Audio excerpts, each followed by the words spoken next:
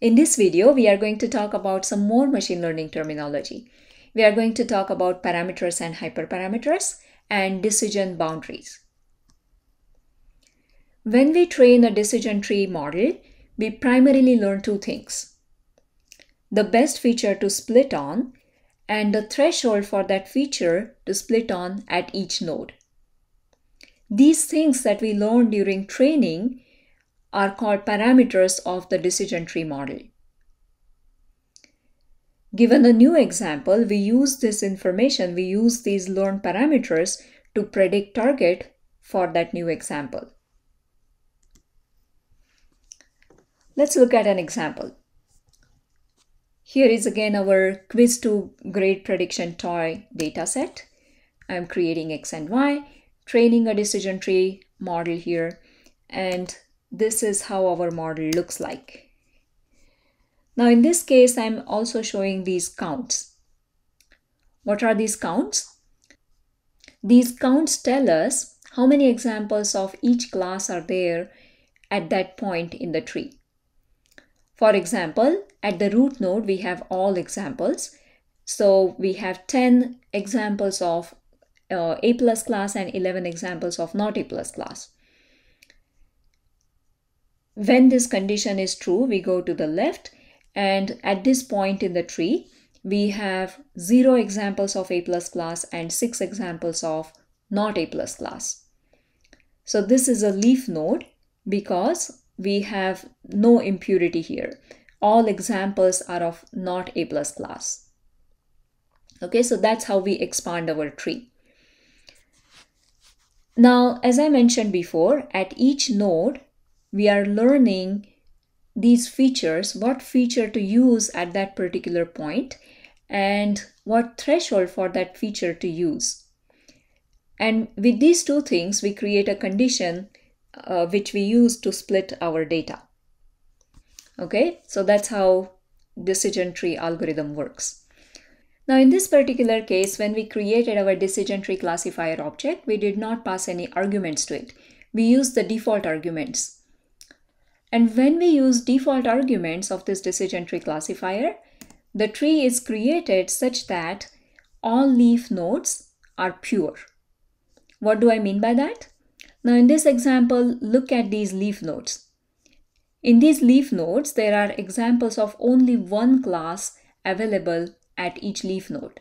So in this node, for instance, this is a leaf node, and there are 0 examples of A plus class and 6 examples of not A plus class. Whereas at this leaf node, there are 8 examples of A plus class and 0 examples of not A plus class. And all leaf nodes in our decision tree are pure in the sense that there are examples of only one class available at that point in the tree. So when you use default arguments of decision tree classifier, your nodes are expanded until all leaf nodes are pure. Now you might think here that this tree is creating really specific conditions, right? So if you go through this path, for example, lab3 less than 83.5, then you check on quiz 1, then you check on lab 4, then you check on lab 2, then lab 4, and so on. So this is a really specific condition, and we are basing this condition, we are basing this rule only on one example in the data, right? Because at this leaf node, there is one example of A plus and 0 examples of not A plus. So this long rule is only based on this one example, which makes it very specific.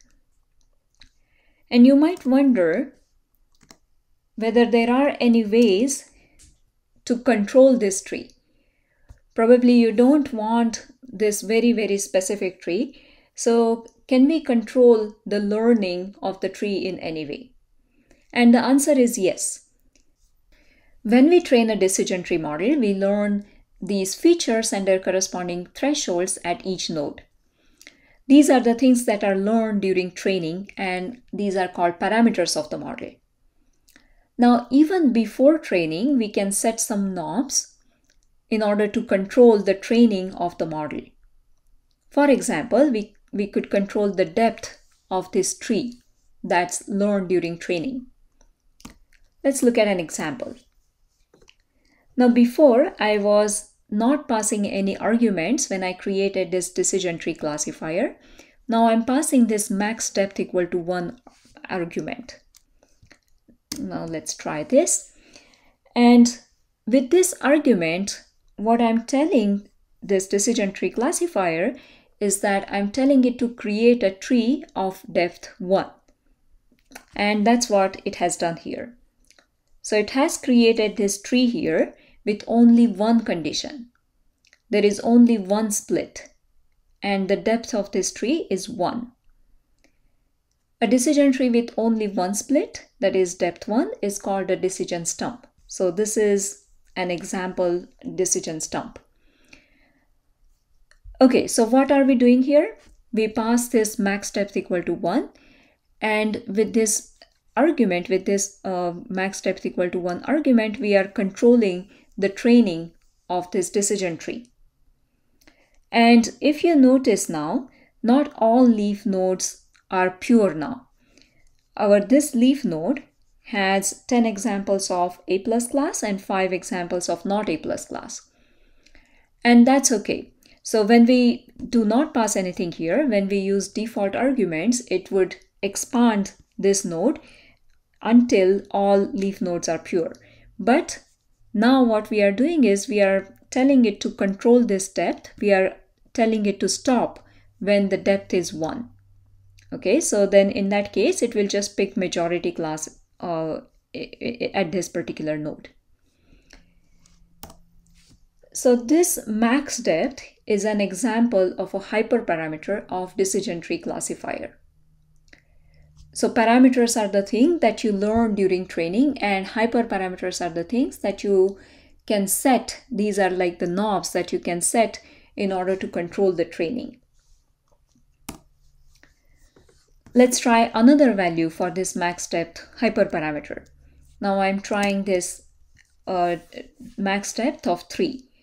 So if we run this, then we would notice that now it has created a tree of depth 3. Okay, it has stopped when the depth is 3.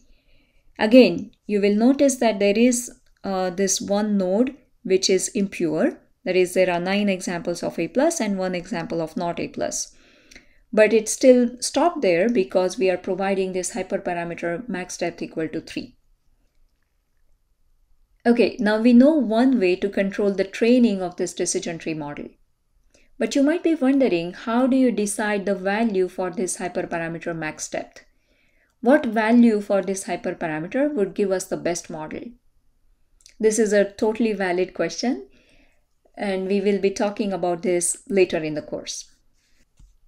So the overall idea is that we can control the training by setting these knobs, and these knobs are called hyperparameters.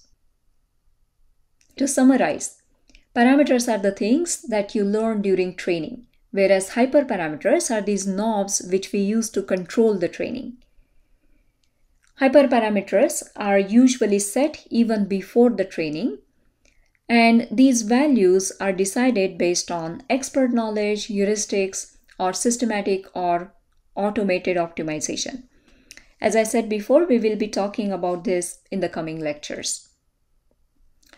Now, during prediction time, you need parameter values because that's the thing that's learned by your model, and you need that for prediction.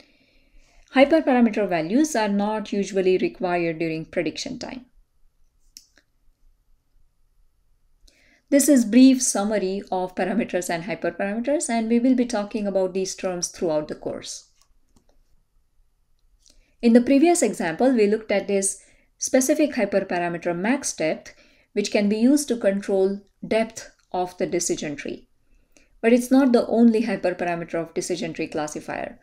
There are many more, and you can check them out in the documentation. Our next topic is decision boundaries. So far, given a learned model, we were calling predict on it to predict targets for some examples. What else can we do with learned models?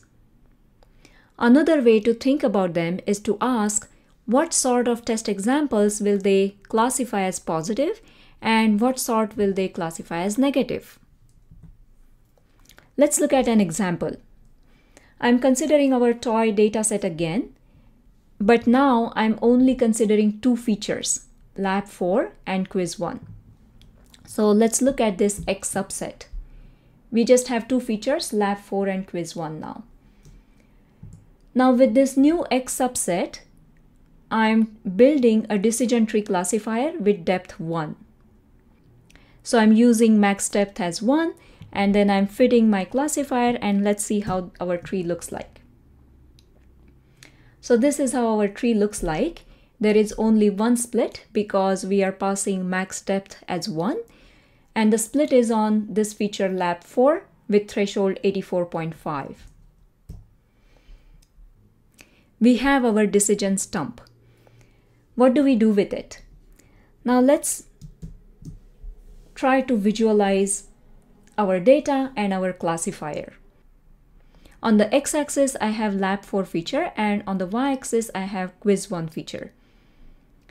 And these are our data points. These triangles and blue circles, these are our data points. And this line is our classifier. And now you can see that our classifier, our current classifier, there is this only one split on Lab 4 feature at this threshold 84.5. And so as we can see here, our classifier, so this is something around 84.5, and this is the split created by our classifier. How to interpret this picture?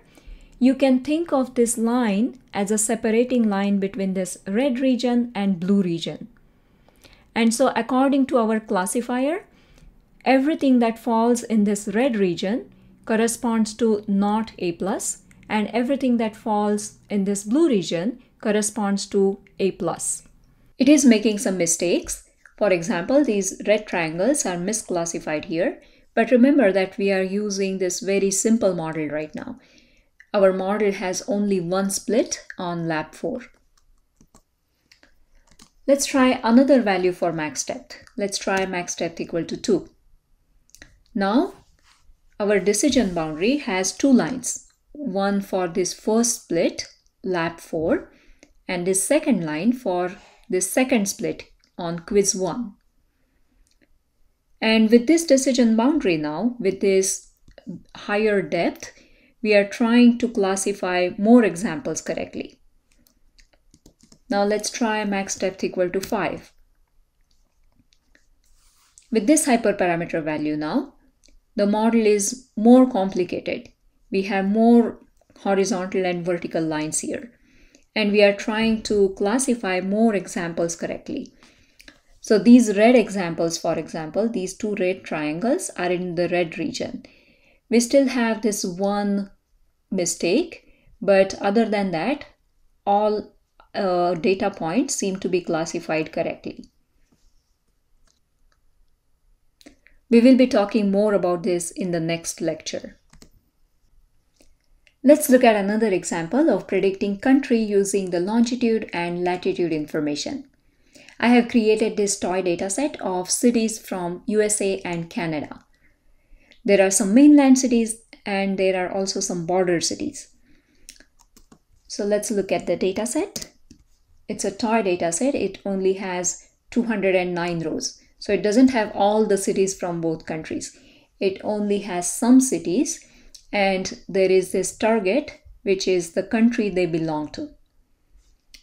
So let's create X and Y. And this is how our data looks like. So these red triangles are our USA cities, and these blue circles are our Canadian cities. Now we all know that there is some real boundary between USA and Canada, and that's the real boundary. But right now, our problem is that we are only given some cities from USA and Canada, and that's like our training data. And based on that information, we want to figure out that boundary between USA and Canada.